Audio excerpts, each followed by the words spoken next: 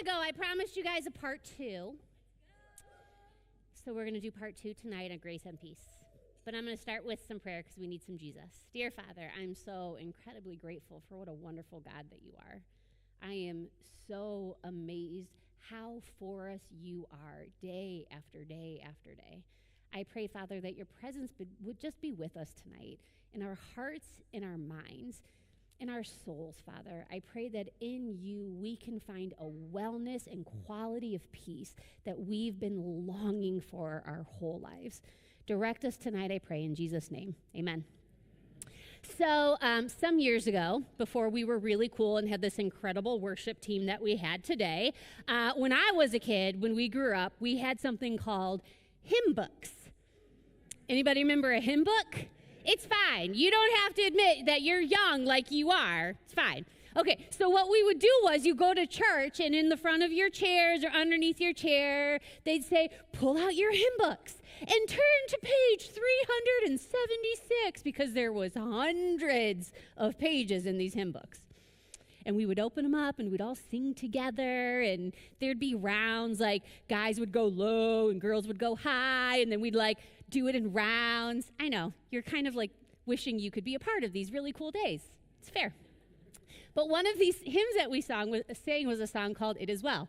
And the girls would go, it is well. And the guys would go, it is well. And they'd do it again, and then you'd all sing it together. It was very cool. Okay. But all these years later, now that you've had a little history background, you're welcome, there's these lines in a verse from this hymn that have stuck with me and just been a part of my heart and my mind. And here's what it says. When peace like a river attendeth my soul, when sorrow like sea billows roll, whatever my lot, thou hast taught me to say, it is well with my soul. And these words pop into my mind again and again. Sometimes I forget them, and then they pop up again here and there. But what amazes me now that I'm an adult is the author of this hymn was in the midst of unbearable loss and tragedy when he wrote these words. Peace and sorrow are literally not words that I put together in my vocabulary. Do you? I don't usually think of wellness of the soul and the out-of-controlness of waves overwhelming me. These seem opposite to me. But in these words, we have to ask, like, how does that happen?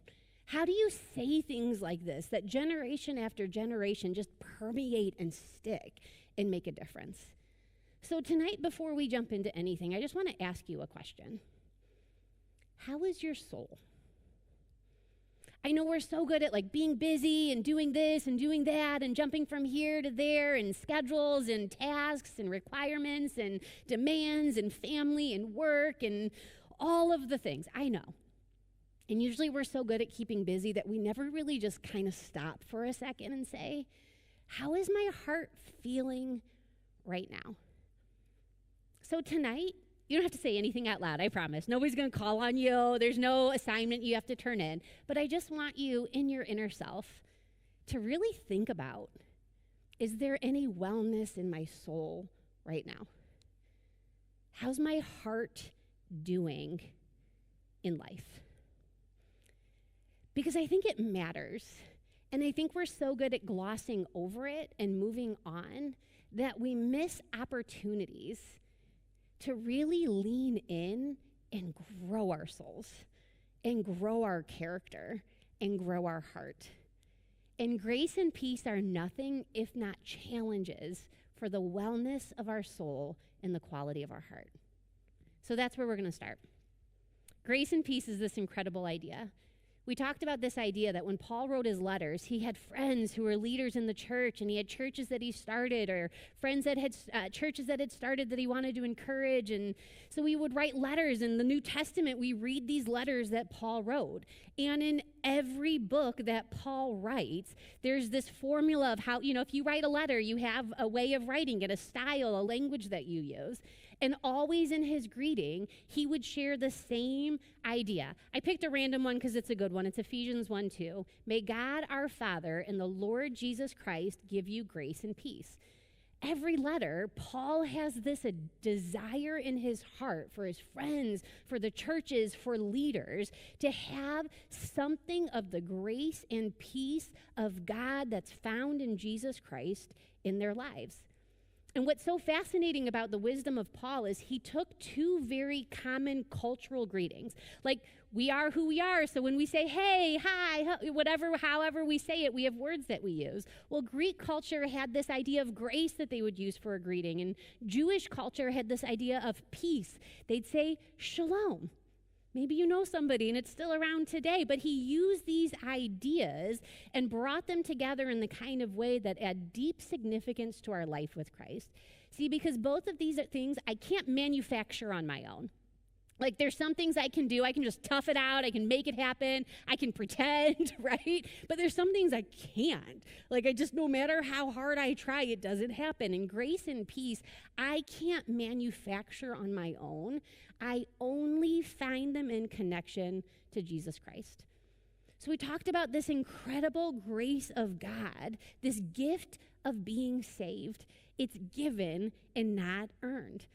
And through Jesus Christ, we see how valued and loved and significant our lives are.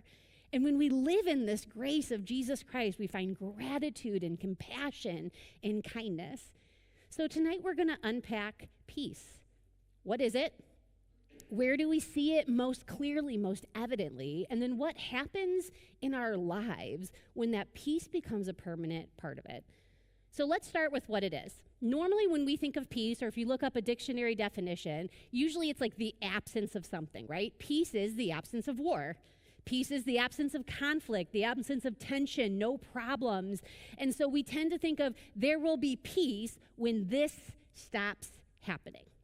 Now, we kind of set ourselves up for failure with thinking about this, because I don't know how about your life works, but I'll use mine as an example. There's always a problem. There's always tension.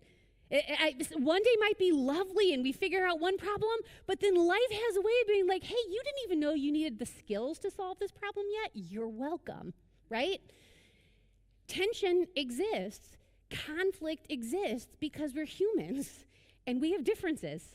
We have opinions and we come at things from different ways, and we love our opinions and we love being right, and tension follows in the wake. So if my peace is constructed only when something bad stops happening, I never know peace. If my well-being and contentment is only tied to the circumstances of life that are happening around me, guess what? Life is lovely, and sometimes it's just a big fat jerk, if we're being honest. There's really no other way to say it. It just happens, and it's messy, and it's odd, and it's weird, and it just happens. And so if my peace idea is only constructed on what happens around me, I never know peace. And friends, I think a lot of us are right here. We've attached our well-being to things that happen around us that we have zero control over. We find our peace thinking when this happens, then I'll be peace. We're in different phases of life, right? Remember when you had babies? Oh, life will finally get back together when they sleep through the night. Well, then they start sleeping through the night, eventually, right?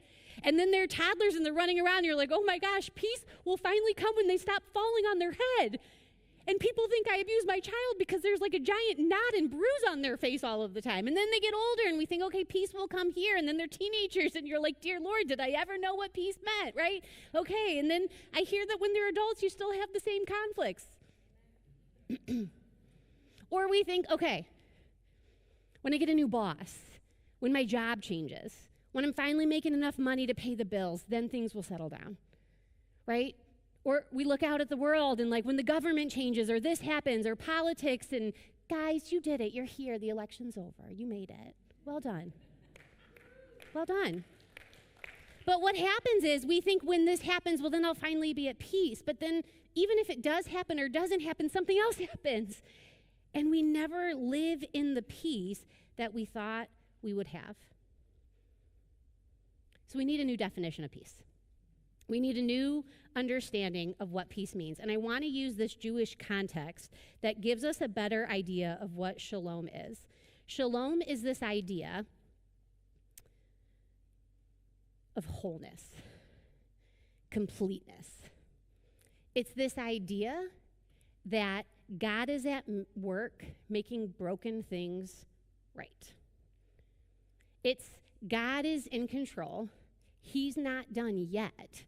And the gaps that exist in life, the missing pieces that we've been trying everything to fill in and cover up and nothing fits, well, God can.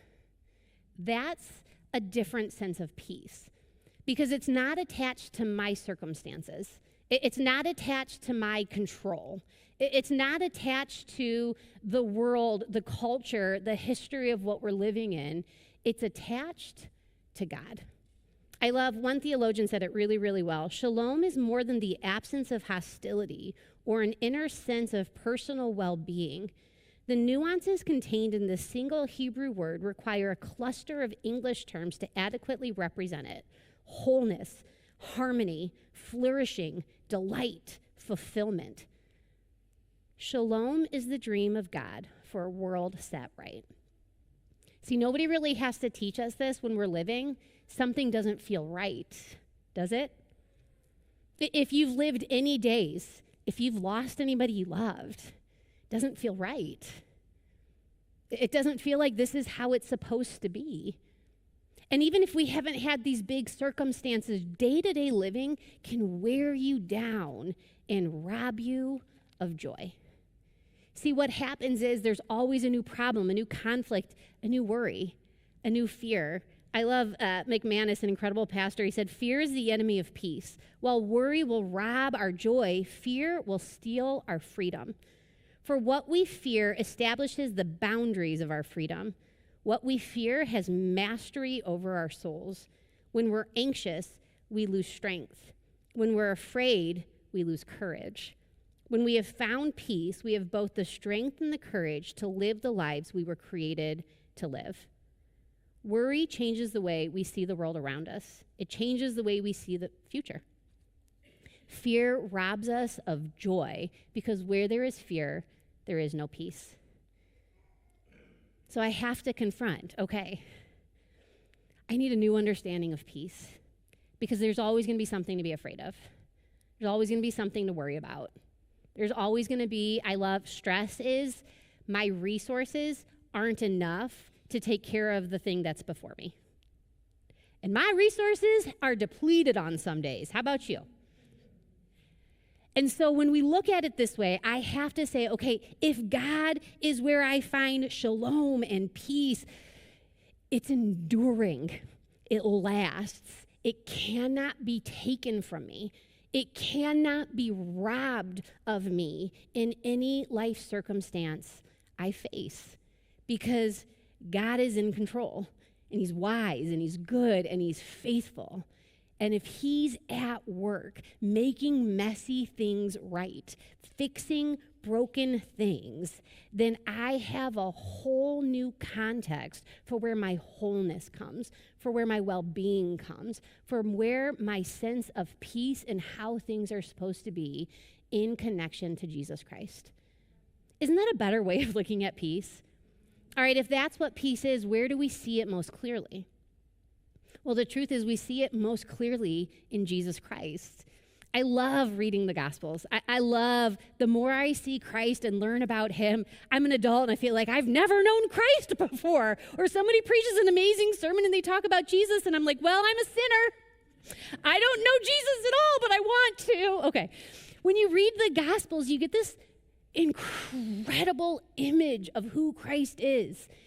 Don't believe what somebody else tells you. Go look. Read the words and see what Jesus says. And in the Gospels, you have people who knew him, people who were eyewitnesses to when he lived here on earth. And they're saying, here's what I saw. Here's what I heard. Here's what Christ did. We hear his language.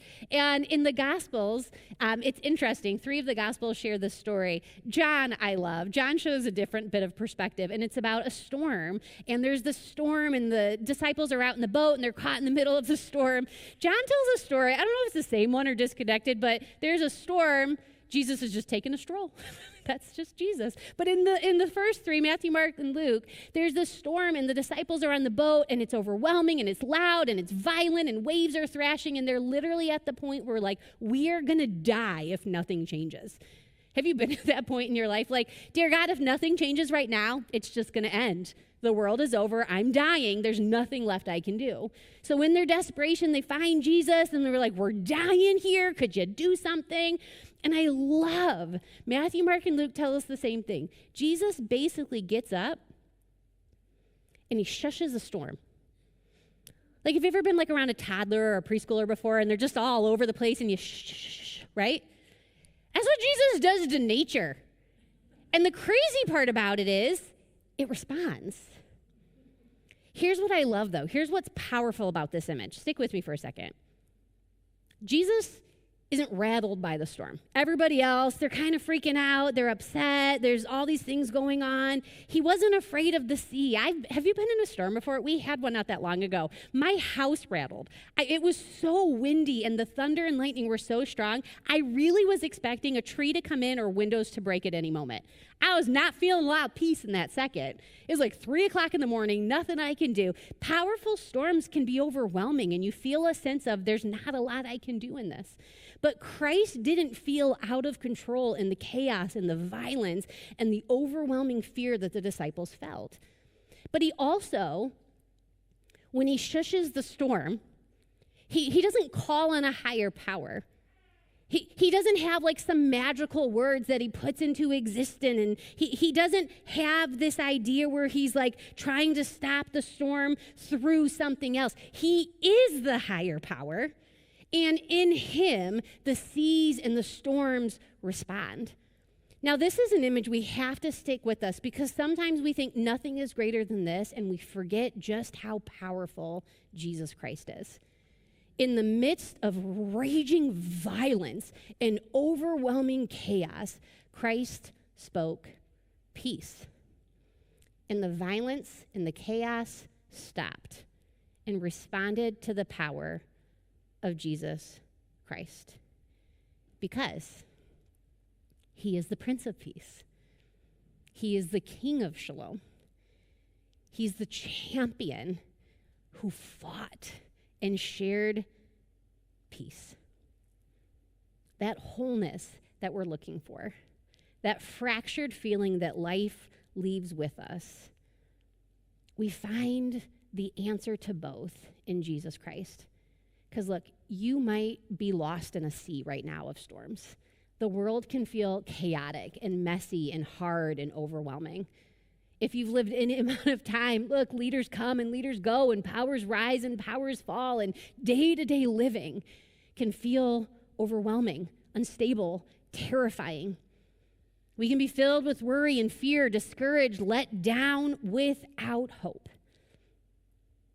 But in all of this, Christ is still our peace, and he is as powerful today as he was 2,000 years ago.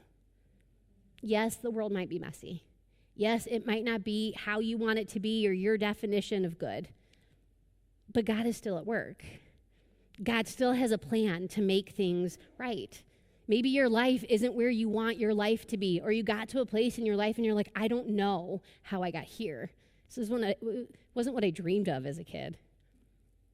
It's not the prayers I had for what I wanted to accomplish. You might be facing heartbreak, loneliness, frustration. You might be at the end of your rope and you've tried everything you know how to try. God isn't done yet. You might have heard all kinds of opinions, all kinds of things. They might be right. They might be wrong. But don't you dare consider them until you consider who Christ is. Because you don't know the whole truth until you know Jesus Christ. You might know pieces. You might know parts, but you don't know the wholeness of it until you're connected to Jesus Christ. I don't know how violent your storm is, but I do know this. It is not more powerful than Jesus Christ. Nothing is. I don't know how impossible your problem is. It probably feels pretty impossible. I've faced my own. the dark night where your soul is weary and you've pled with God until you have no words left to plead and nothing is changing around you. But I do know this. There is no such thing as impossible to God. Where I have gaps, he has wholeness. Where I have worry, he is faithful still. Where I am most terrified and afraid, he is strong and he is powerful. Where I am discouraged, he has an overabunding amount of hope. Where I feel fractured, out of sorts, he has purpose and he has direction. I know how many things are outside of my control. I promise God's been teaching me and I've been listening. Sometimes I still think I can wrestle some back, but I promise, friends, I'm working on it. I know how many things are outside of my control. But I also know there has never been a second in all of time, in all of history, in all of eternity, that God has ever been out of control. He has never surrendered his authority, not over this world that he created, not over the beautiful plan that he has for the future and for eternity and a world set right. Not in your life, not in your relationships, not in your family, not in your future, not even the place you feel most broken. God isn't done yet. And I promise you, the best is yet to come. That peace you need, you're going to find it in Jesus Christ. So let me just encourage you tonight, spend some time with him. All of the time we spend consuming information. There's so much available. I love it. I listen to podcasts. I read books. I listen to audiobooks. I want to read everything I can to learn and be smart and know more and be better. I'm in. That's that aisle in the bookstore. It's got my name on it, and I'm there. But guess what? I still need Christ. I still need his influence. I still need his perspective. I need time with him because no matter how much work I put into being smarter and healthier and well, my soul apart from Christ is not whole. I was made to be in relationship with him. He's the vine and we are the branches. And I can't grow a healthy, fruitful, productive life if the very source of my healthiness and wellness has no access to pour into me. Take a minute. Turn off the noise, turn off the chaos, turn off the loud, and just spend some time in the presence of Jesus Christ. I know there's so many things that need our attention. There's so many things that do you know we are categorically terrible at picking the things we think will make us feel better? Without fail, we are terrible at it. We think, I don't feel good, I want to feel better, so what do we pick? You don't have to say. I'll give you some examples. I'm going to do nothing and binge watch a show. That will make me feel better. I'm going to do nothing and I'm going to binge scroll on whatever thing I want to scroll on and see what everybody else is doing, and that'll make me feel better. Well, it might distract you. It might take your mind off of it, but have you ever walked away from those things feeling grouchy and not know why you're feeling grouchy? Or secretly fighting with somebody in your head because they're not like the person in the thing that you watched? You don't have to admit it, I know. But you're having a secret fight in your head and the person did nothing wrong. You haven't even talked to them in hours, but you saw somebody else do something that your person never did for you, and you're like, you are the worst person in the whole entire world, and I have all of it. Doesn't make me feel better. Or we think, sometimes I'm tired, frustrated, angry, and eating will make me feel better. Somebody take the Halloween candy away from me, please. I keep trying to give it away, and I just have eaten more this year than I have in 5 years put together. Sister doesn't need any more Halloween candy. Guess what? Feels good while I'm swallowing it. You know when it doesn't feel good? Later, when my pants don't fit. And I feel sick to my stomach. Okay, but we pick all of the things. We think drinking will numb the pain and I won't have to think about it. Drugs will just finally make me feel normal and I don't have to wrestle with this anymore. We think if I could just have the right relationship or the right connection, then they'll make me feel better. And we are categorically terrible at picking the things we think will make us feel better. So let me give you something maybe you don't try normally. Pick Jesus Christ. Spend some time with him. Read his words. See what he says. See what comfort and peace he might give you if you will just spend some time with him. Peace is a kind of wholeness and completeness and harmony that our souls long for that can only be found in connection to Christ. We see it most clearly as Christ speaks peace into the chaos and the violence of our world, of our moments, of our life. I have one more McManus quote, because he wrote this awesome book about peace. You got to quote McManus. He said, God stepped into human history to fight for us. He did not hope for peace. He fought for peace. Sometimes the true mission of Jesus is misunderstood because he never carried a physical weapon in his hands. Yet if you want to see the true marks of a warrior, you need to look at the scars on his hands. In his death and resurrection, Jesus took upon himself all the violence of the world so he could bring all the world his peace. That is why he is most profoundly and uniquely the warrior of peace. In connection to Christ, we find our peace. So what happens when we start living that? We actually let Christ fill us with his peace. We actually start spending time with him. We actually let him start having an influence on us for good. I love Paul because he's so clever how he weaves all of his big ideas about Christ and theology together. And he says, let me give you an idea.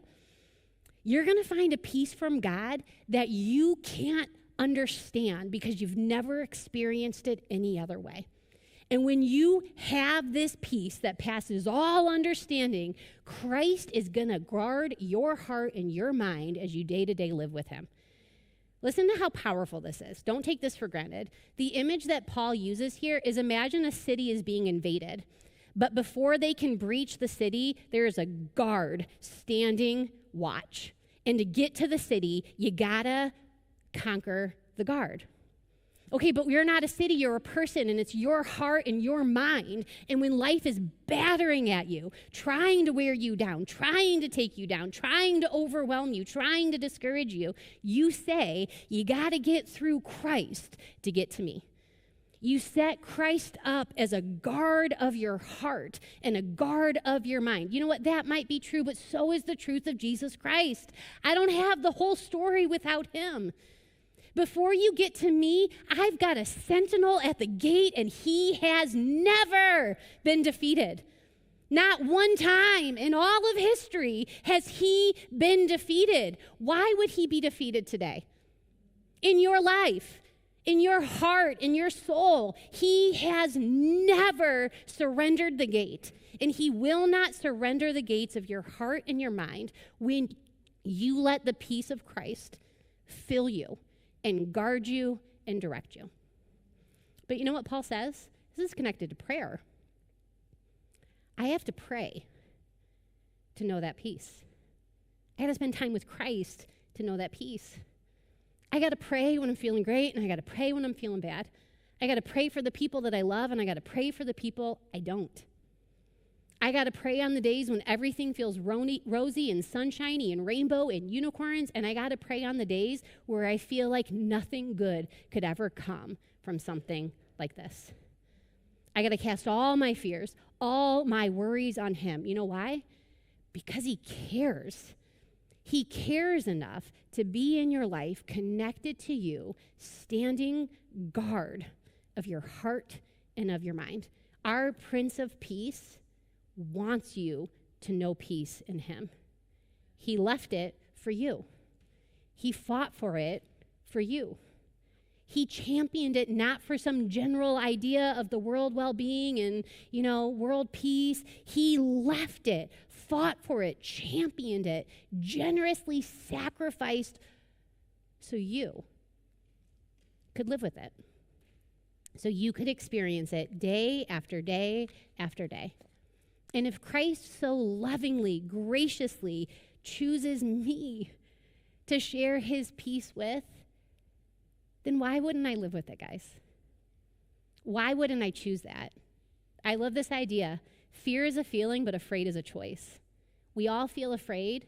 It happens. We feel the fear, but I choose to stay afraid. And I don't want to live there, do you? I'm not well there.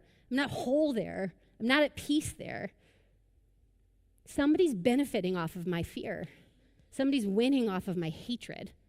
Somebody's profiting off of that. And that's not who Christ created us, made us, or called us to be.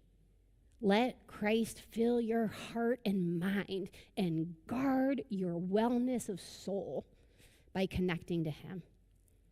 But then listen, out of your connection of Christ and peace and your well-being, you become an agent of peace. Because guess what? Every day we got to ask ourselves this question. Am I adding to the storm or am I adding to peace? Because you don't know what storms people are facing. And when you interact with them, you're adding to one or the other. You're either the chaos that they're buckling from, or you're the sense of hope and peace that they're desperate for in Jesus Christ. And how you treat them, how you speak to them, is immeasurably more great than just what you think. Because out of the abundance of the heart, the mouth speaks. And if the abundance of my heart is the grace and peace of Jesus Christ, then out of my mouth should come love, gentleness, kindness, and self-control. You don't have to argue everybody into submission. You don't have to be right all of the time. Is somebody else's wellness of soul really worth you earning the point to be right? Is somebody else's peace really worth you digging in and proving they're wrong and you're right? I don't care if you are right. I don't care if you're the rightest right that ever existed in the world of right. If you hurt somebody like that, you aren't an agent of peace that Christ called you to be. It's not who he called us to be. How you love one another will tell people that you're a follower of Jesus Christ. How you love them when you disagree with them. How you love them when your politics is different. How you love them when they make life choices that are uncomfortable and awkward and weird and you don't agree with. How you love them when you're hurting, when you're broken. How you love them when, always when. Be an agent of peace. Stop adding to the noise. Stop adding to the chaos. Stop contributing to the storm. Contribute to the peace and well-being of somebody else. How do you do that? You focus on what you say. You focus on what you don't say. Look, guys, I'm a talker. I'm sure you're surprised by this. Nobody is surprised by this. And I have opinions. Shocking. A preacher who talks with opinions, right? I have loud opinions all of the time. I have things that I think are right and things that I think are wrong and things that I want to be and things that I don't. But it doesn't mean everybody needs to hear them. It doesn't mean that I've got to be the loudest voice in the room. It means sometimes I can just be quiet, that nothing I'm going to say or do in this moment is going to contribute to another human's well-being, and if I can't, I should say nothing. That's okay. That doesn't make me passive. That doesn't mean I'm letting the devil win. It just means I want to be sensitive to what Christ has done for me. Christ has loved me graciously. He has not shamed me. Christ has never beat my brow until I buckled under the weight of it just to prove he was right and I was wrong. But he has championed peace and grace for me in my life, and it's made all of the difference. You show it in how you serve, how generous you are. I didn't want to be around last night with all of the news guessing and saying this and that and who. I just knew it was going to be annoying to me. So I went and volunteered. I volunteered at the high school for band concert choir fittings, of which I have zero skill, which after 3 hours, I did it all really wrong. real sorry. I apologize. But you know what? I went and I did something that was not connected to anything else. I didn't do it well, to be clear. Poor kids, I probably made them so uncomfortable. I don't know how to measure. Let me see what neck size you are. This totally works. Okay. But you know what? I just got to be there, and I got to be fun and silly, do it incorrectly, try to make not a mess, but help. It took my mind away from something that would have made me grouchy and annoyed, and instead I got to be around other people. Just go serve somebody. If you're grouchy and annoyed, go spend some time outside of your head. Spend some time with somebody else. It might be somebody in need. It might just be a community thing that needs to happen for good. It might be here. Go serve. It just really shows up and makes your life a little bit better because you get to focus on something else. Listen, help, give. Instead of focusing on what you have to be angry about, focus on what you have to be thankful for. Instead of focusing on what you disagree with, focus on what's good and right. Just every day, say, how can I share the peace of Christ today?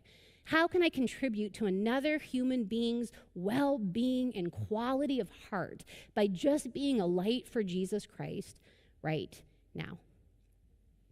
Fill your hearts with Christ so that what flows out of you is good and helpful and beneficial to others. Can you see why Paul so desperately wanted grace and peace for his friends? Can you see why the desire of his heart for the church was to be so overwhelmed with the grace and peace of Jesus Christ that what flowed out of them made all the difference in the world? Grace and peace change everything. They'll change you if you let them. They'll change your family. Could you just imagine if just us, people who love Jesus and want to do better, we just started living with this, practicing it, praying for it, trying it.